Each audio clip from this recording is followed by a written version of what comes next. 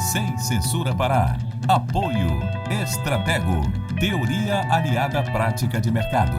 Surpreenda-se.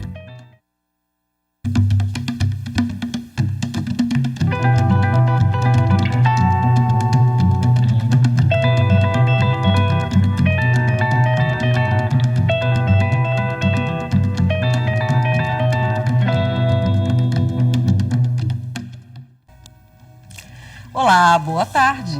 Vamos conversar um pouquinho hoje? Nosso bate-papo já começou e o nosso primeiro assunto é o projeto Barca das Letras, que é uma biblioteca itinerante infantil que leva leitura e promove dinâmicas para as crianças das comunidades ribeirinhas do estado. O projeto precisa de apoio e, por isso, criou uma campanha de arrecadação de livros que vai até o mês de outubro. E nós conversamos com o arte-educador Jonas Banhos, que é idealizador do Barca das Letras. E o mercado de cervejas artesanais cresce cada vez mais no Brasil. E por conta disso, as cervejarias daqui, as cervejarias paraenses, vão promover neste final de semana o primeiro Festival Amazônico de Cerveja. Em 2014, o Pará recebeu o título de melhor cerveja artesanal do país, entre 413 concorrentes. E o empresário Israel Ataíde, que é um dos organizadores desse evento, desse festival, vai conversar conosco sobre esse mercado da cerveja artesanal no Pará e falar um pouquinho sobre a programação do festival. E no último bloco, vamos ter samba aqui no Sem Censura Pará. A Casa de Noca completa 5 anos e nesse tempo todo o espaço se consolidou com uma proposta que reúne samba, cultura e gastronomia. A data será comemorada com a programação da Pesada, especialíssima agora neste final de semana. E nós batemos um papo com a Flávia dos Anjos, que é uma das proprietárias da Casa de Noca, e com a cantora Melina Foro, que vai entrar no intervalo. A Melina é uma das convidadas também dessa festa de aniversário. E hoje é o publicitário Marcelo Mendes quem me ajuda aqui no estúdio a conduzir esses bate-papos todos. Você também participa, só fazer perguntas, comentários. Temos redes sociais, temos e-mail e temos telefone para você participar. Produtora de TV Marcela Cabral é quem está aqui recebendo suas perguntas e repassando para a gente. E para dar um incentivo a mais para a sua participação, além desses assuntos bem bacanas, temos aqui essa cesta, né, que é uma caixinha, que é uma cesta cheia de produtos deliciosos e produtos, olha só, deixa eu virar para cá, produtos deliciosos e produtos saudáveis, da Jasmine Alimentos, que eu agradeço muitíssimo essa gentileza, a Jasmine, que é distribuída pela Gabi Comércio e Indústria. Então temos essa cesta aqui com muita coisa bacana para o sorteio de hoje. Muito obrigada, viu, a todos vocês por terem vindo conversar conosco nessa sexta-feira. E como eu disse, começamos com o Jonas Banhos. E o Jonas, que é esse idealizador desse projeto Barca das Letras, que é bem bacana, com certeza, e que lançou essa campanha, né, Jonas? Tudo bem? Tudo bem, boa tarde. Boa tarde você, também. Renata, e a todos os nossos ouvintes aí. Jonas, eu queria saber como é que... O projeto começou em 2008, né? Isso. E eu queria saber como é que você pensou nele, por que você idealizou esse projeto, como é que foi essa ideia, assim, eu disse, vou fazer isso. Então, é um processo longo, né? Não foi assim de uma hora para outra, não caiu uma manga na minha cabeça e eu deu essa ideia, né, de fazer. Na verdade, vem em função das minhas origens, que eu sou do Amapá, de uma comunidade na beira de um rio, que é o Rio Macaquari, né, comunidade quilombola de Conceição do Macaquari, onde as minhas raízes estão lá. E eu fui criança lá, né? Minha mãe já morava na cidade de Macapá, mas sempre, nunca perdi as origens e sempre minha mãe me levou, meus pais, para a gente vivenciar a nossa comunidade. E aí o meu tio mora lá até hoje, o meu tio Zé Picanço, né? E eu sempre que voltava lá, fui crescendo, né, na cidade, estudando, e sempre que voltava lá eu via que não havia melhora na educação, sabe, no acesso a bens culturais, né, porque lá tem muita cultura, né, mas precisa também a gente conhecer outras possibilidades, né? E nada melhor do que o livro, né, para abrir um mundo imenso, né, gigantesco. E aí eu segui meu caminho natural, fui morar em Fortaleza, estudei, depois fui morar em Brasília para trabalhar. E aí chegou aquele momento, né? Poxa, eu já cheguei num patamar bom, estabelecido, né, financeiramente, profissionalmente, mas está faltando algo, né? E aí eu decidi, com os 36 anos, digo, não, eu vou fazer alguma coisa para intervir no mundo, para melhorar o mundo, né? No que tiver ao meu alcance. Claro. Né? Claro que uma pessoa só não muda o mundo, né? Mas se você se junta com outras, né? De repente você começa a fazer uma cócegazinha. Né? Então daí nasceu, né? O projeto ele nasce dessa minha inquietação, né? De ver a realidade e não aceitar. Né, como bem menciona o nosso mestre Paulo Freire, né, é preciso agir, ler o mundo, ter uma leitura do mundo e agir. Né, não adianta também ficar só pensando. E aí eu idealizei esse projeto com coisas que fizeram diferença na minha vida. Né, que a primeira coisa que eu refleti foi, eu cheguei onde eu cheguei profissionalmente, como ser humano, porque meus pais me deram acesso a uma boa educação, uma educação de qualidade, a bens culturais, né, a leitura. Então, eu tive acesso a isso. A arte, a viajar.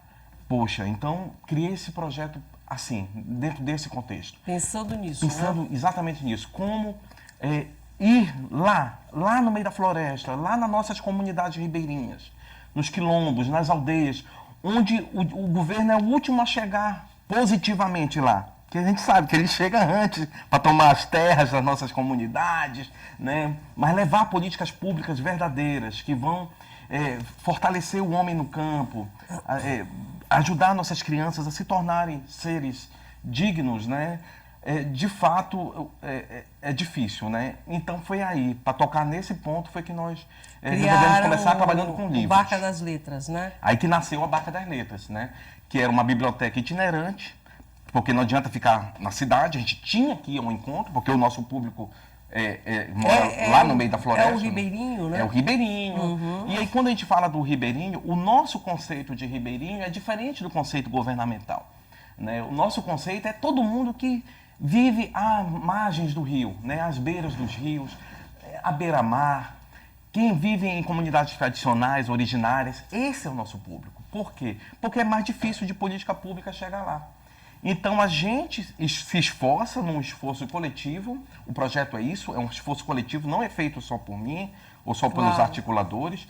Ele é um projeto que sempre está agregando voluntários a todo momento, da própria comunidade, porque se não tiver o apoio da comunidade, porque lá não tem hotel, não tem pousada, a gente não pode contratar serviços. A gente tem que contar o quê? Com o apoio da própria comunidade, com o interesse da comunidade. A comunidade tem que nos procurar. Tem que pedir, olha, de alguma forma, entrar em contato com a gente. Dá para vocês virem aqui, estimular a leitura com as nossas crianças? E aí é que vocês chegam lá. Deixa eu ver se o Marcelo já tem alguma pergunta para você, está curioso aí em relação ao projeto.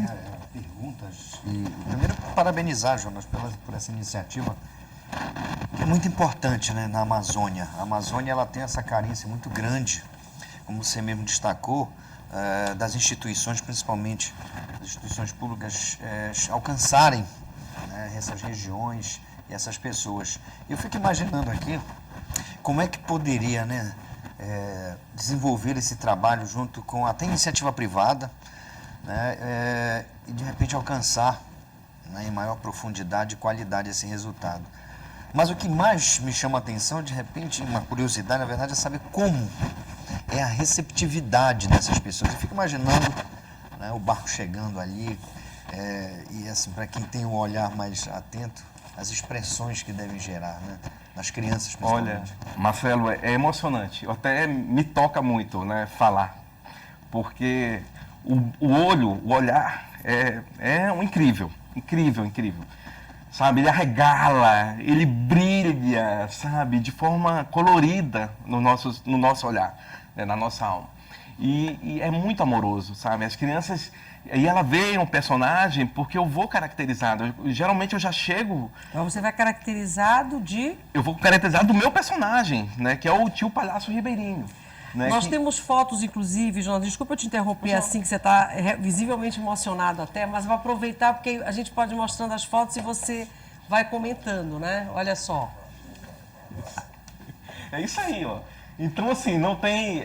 a imagem fala melhor do que qualquer palavra minha, sabe? Porque é uma emoção muito grande você possibilitar isso. São crianças lá da beira... Aí são do Rio Mendaroçu de cima, em Cametá, para onde nós iremos agora em outubro, né? Que a campanha é para essas crianças aí. Né? Não só dessa comunidade. Nós faremos, em 8 dias, 8 comunidades seguidas, né? Então, essas comunidades aí já é outra, é Jarapanema, se eu não me engano. Então, assim, é isso, olha, é alegria, é olhar, é uma coisa nova que eles nunca viram, né? Porque lá está a escola, mas é uma escola quadrada, né? Nós sabemos como é a educação formal, né? E nós fazemos uma educação não formal, que é a educação popular, né? Feita com a alma, com o coração, do jeito que dá. A gente não segue um programa que vem do Ministério da Educação. Às vezes, no meio dessas crianças, de repente, tem até uma sementinha de um artista que ele não vai conseguir desabrochar se não tiver um tipo de estímulo. Incentivo fora da caixa, né? Fora da Pensar caixinha. fora da caixinha. Não que essa caixinha não tenha que existir, ela tem que existir, mas ela pode ser melhorada, essa caixinha, né? Muito melhorada. Pode ser furada um pouquinho, né? Vários furinhos, né? ela não precisa ser fechada, ela tem que ter várias portas ali. E aí que a gente entra, sabe? A gente tenta fortalecer isso, uma educação diferente. E é incrível, viu, também, Marcelo e galera, que até os professores, sabe? Quando a gente coincide da gente chegar e do professor estar lá, que ele se permite, porque tem isso, né? O professor também, hoje ele não quer, ele não é muito leitor também não, viu? Então, assim, quando ele se permite essa leitura do novo que está chegando, do diferente, de uma forma diferente de educar, ele se encanta. E ele vem perguntar pra gente, eita, como é que eu posso fazer isso? As minhas crianças não ficam assim comigo, elas ficam, não sei o que, não sei o que. É amor, cara. Agora, Jonas, olha só, esse projeto, como é que ele funciona assim na prática? Você já está dizendo, logicamente, mas assim, em relação ao tempo que você passa em cada comunidade, você disse aqui há pouco que a comunidade, de um modo geral, pede, né, que vocês cheguem até lá, né, solicita e tal. Então, é feito assim, só para a gente, como a Rede Cultura, né, a TV Cultura vai para quase todos os municípios do estado do Pará. Então, de repente, pode ter alguém interessado, uma diretora de uma escola, uma professora, enfim. E eu queria que você explicasse como é que faz para essa dinâmica, né? Para conseguir esse trabalho de vocês e quanto tempo você fica em cada comunidade, como é que funciona? Então, funciona assim. Primeiro, alguém entra em contato com a gente. Nós não vamos de xerido numa comunidade. Vocês são chamados. Nós somos chamados, nós não vamos ao léu. Porque tem todo um trabalho anterior que precisa ser feito. Precisa arrecadar livro, fazer campanhas para arrecadar livro para essa comunidade que a gente vai vivenciar. A comunidade precisa se preparar, dizer para a gente qual o melhor dia para ela. E a gente vê se na nossa agenda, aquele dia que ela escolheu, está disponível, que a gente possa vir, né, e reunir os outros voluntários. Então marcou isso, aí a comunidade é responsável por organizar o local, mobilizar a comunidade, estar junto com a gente no dia da intervenção, porque nós não somos professor, babá de ninguém, entendeu? Mas precisa ser uma escola não ou precisa. Onde a gente menos faz é a escola. É a escola, né? É onde a gente menos... Porque geralmente nós vamos no final de semana, a escola está de folga. Até porque eu falei aqui, diretor e professor de escola, mas não necessariamente não a escola, né? Não, o líder da comunidade, alguém, um mestre de boi bumbá, que tem a sua cultura popular, do carimbó, entendeu? Alguém que faça cultura naquela comunidade, uma mãe, um pai, qualquer pessoa. É só entrar em contato com a gente. Agora, ela vai ter o quê? Responsabilidades a partir de então com a gente. Claro. E a gente vai começar um diálogo até produzir o evento. É uma produção de um evento. É uma festa da leitura que a gente vai fazer naquela comunidade. Aí vocês passam um dia inteiro. Então a gente chega na comunidade e faz uma intervenção de 4 a 8 horas, daquela forma como foi mostrada ali. A gente leva a biblioteca nas nossas costas, nas nossas mochilas, né? Chega na comunidade, abrimos as nossas mochilas, as crianças vêm, professor, mãe, vovó, todo mundo vem e começa a montar a biblioteca. Então nós erguemos uma biblioteca debaixo da árvore, no centro comunitário, dentro da igreja, do terreiro, no terreiro do boi bumbá, do carimbó, não sei o quê. Ali não é mais o terreiro, agora é uma biblioteca, é a Barca das Letras. E a partir dali nós começamos o quê? Damos acesso aos livros que a gente traz e começamos a motivar as crianças a conhecer o livro. Todos os livrinhos que a gente traz, né? Cada um no seu tempo, no seu momento. E aí a gente, como a gente já tem um time de cada possibilidade, as crianças têm o tempo dela para ficar com o livro, né? Com contato direto com o livro. A gente conta a história, geralmente dura 1 hora mais ou menos, esse primeiro momento, que aí o central é o livro mesmo, né? Vamos contar a história, vamos ler para elas, elas leem para a gente, e aí vai se desenrolando. E aí depois desse momento inicial, O restante do tempo, né, a gente também desenvolve o quê? Arte, a gente vai fazer arte com elas, a gente leva o material que as pessoas Nós doam vimos pra nas gente. fotos as crianças com pincéis, né? À Aí é vontade. esse momento em que pinta, Pinta o set. desenha. Elas pintam o set à vontade, livremente. Falam na rádio, nós temos uma rádio que funciona no megafone. É rádio mesmo, tá? Como se falava antigamente no interior. Rádio, é a rádio da nossa casa. Aí o tio palhaço vai lá, fala um pouquinho e motiva elas a ler. Aí daqui a pouco eu já não tenho mais a rádio na minha mão, tá na mão delas, a comunicação, elas vão lendo, vão recitando poesia, vão lendo os cordéis que a gente leva. Enfim, fazemos rodas de ciranda, se vestem com o meu figurino, levo o meu figurino para elas. E aí, quem menos se veste de palhaço lá sou eu. Porque não sobra para mim. Jonas, nesses 7 anos desse projeto, eu acredito que você deva ter feito também retornos a algumas comunidades, né?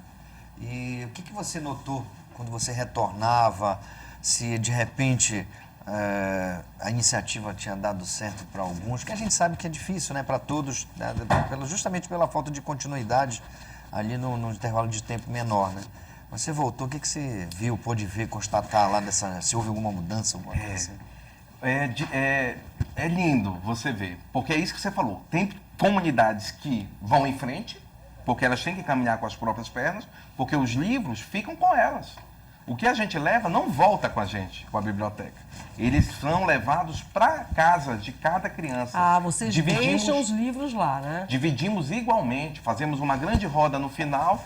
Se tem 30 crianças e tem 300 livros, o que geralmente a gente leva, cada uma fica com 10, entendeu? Se tem a escola presente, um professor interessado, a gente já separa mais para eles, olha, ele vai trabalhar com elas dentro de sala. E aí estimula eles ao que? É trocar aqueles livros. Né? Olha, criançada, depois que vocês lerem, que tal trocar com o vizinho? Que tal trocar com a professora? A gente deixou 20 livros com a professora, hein? E aí a ideia é o quê? Que esses livros circulem na comunidade, essa biblioteca, fique uma biblioteca virtual, né? Mas ela está ali viva, com